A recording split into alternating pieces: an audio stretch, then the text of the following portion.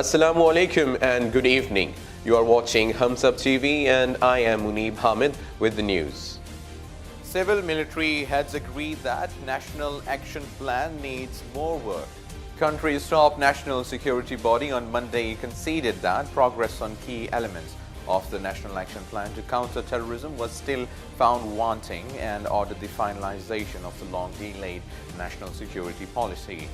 The National Security Committee observed that while fair progress had been made in the implementation of the National Action Plan, certain areas such as policy and institutional reform needed more commitment and attention.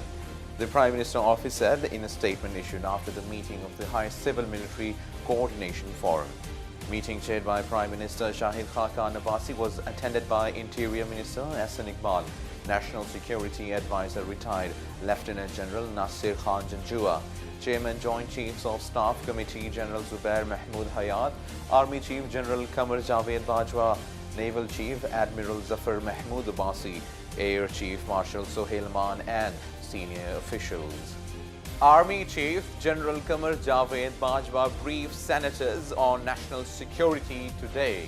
Chief of Army Staff Qamar Javed Bajwa is briefing the Senate Committee of the Whole House on the national security situation in the country during an in-camera session in an extraordinary meeting which is being presided over by Senate Chairman Raza Rabbani.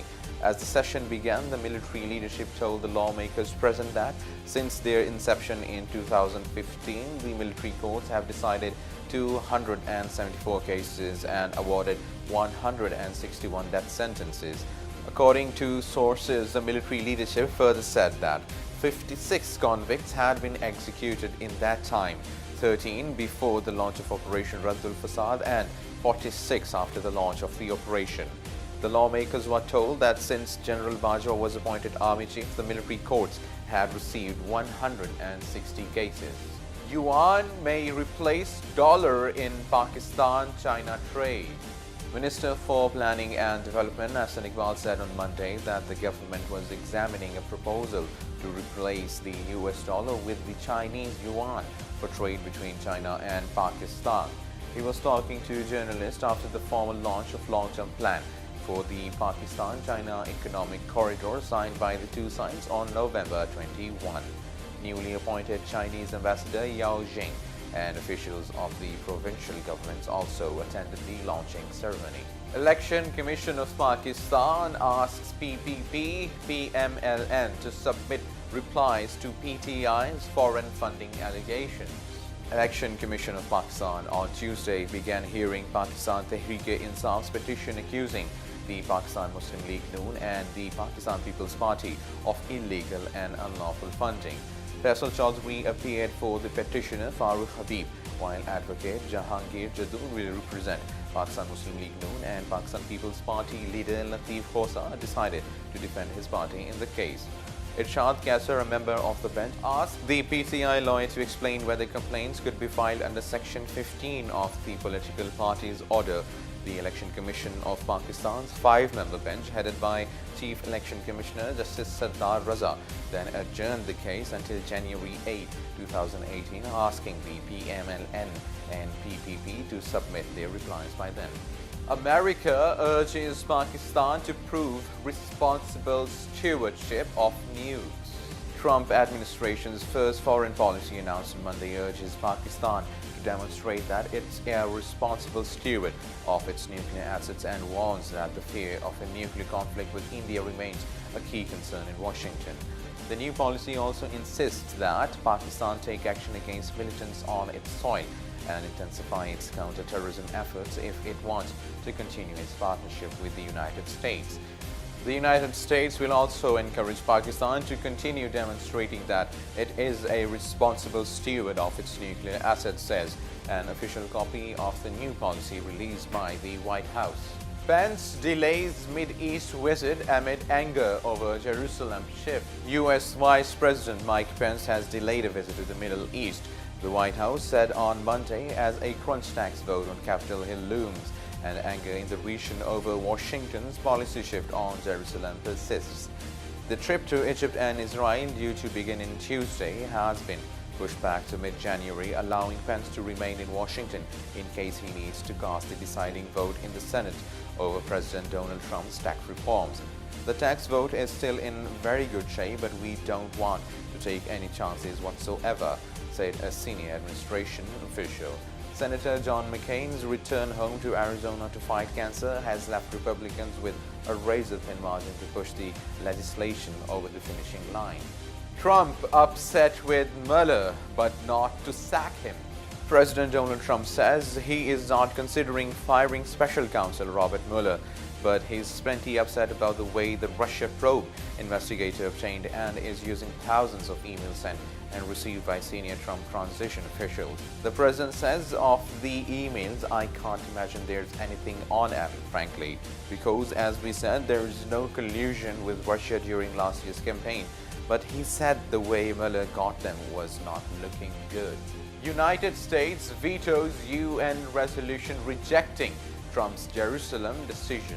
The United States on Monday vetoed a draft United Nations resolution rejecting U.S. President Donald Trump's decision to recognize Jerusalem as Israel's capital after all 14 other Security Council members backed the measure. The veto cast by U.S. Ambassador Nikki Haley highlighted Washington's isolation over Trump's announcement that the U.S. Embassy will be moved from Tel Aviv to Jerusalem, effectively ignoring Palestinians' claims on the city. Key U.S. allies Britain, France, Italy, Japan and Ukraine were among the 14 countries in the 15-member council that backed the measure, asserting that any decision on the status of Jerusalem have no legal effect, are null and void and must be rescinded. Deaths confirmed in U.S. train derailment. At least 3 people have been confirmed killed after a U.S. passenger train derailed onto a motorway in Washington state during rush hour on Monday morning. Officials say 72 people were taken to hospitals after most of the Amtrak's train carriages left the track. A number of those injured are reported to be in critical condition. Sources said all carriages had now been searched but would not rule out a rise in the number of dead. United States blames North Korea for global cyber attack. U.S. Administration Thomas Bossert has said that North Korea was directly responsible for the WannaCry malware attack affecting hospitals, businesses and banks across the world early this year. The attack is said to have hit more than 300,000 computers in 150 nations, causing billions of dollars of damage. Prominent U.S. judge retires after accusations of sexual misconduct. A prominent U.S. appeals court judge announced his immediate retirement on Monday following allegations of sexual misconduct. Alex Kozinski, 67, who served on the powerful San Francisco-based U.S. Court of Appeals for the Ninth Circuit, was accused of inappropriate behavior by at least 15 former clerks and staffers.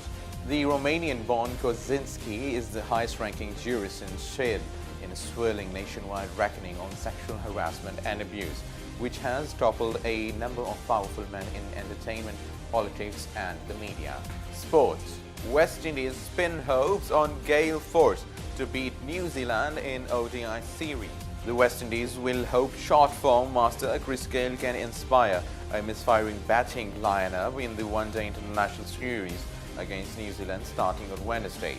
The tourists meekly surrendered with the bat as they slumped to a 2-0 Test series whitewash against the Black Caps and need a major improvement in the 3 ODI games. Gale, arriving fresh from a record-breaking stint in the Bangladesh Premier League, promises to inject the aggression and confidence lacking so far during the tour of New Zealand to add to the slew of titles he already holds in the ultra-short form of the game. Weather. Mainly cold and dry weather is expected in most parts of the country. However, rain, thunderstorm with snowfall over the hills is expected at scattered places in Malakand, Hazara divisions, Kashmir and Gilgit-Baltistan, while at isolated places in Makran, Kalat, Quetta, Larkana, Sakhar, Rawalpindi divisions and Islamabad. And that's all for now. For more news and updates, keep watching HumSub.TV. Take care.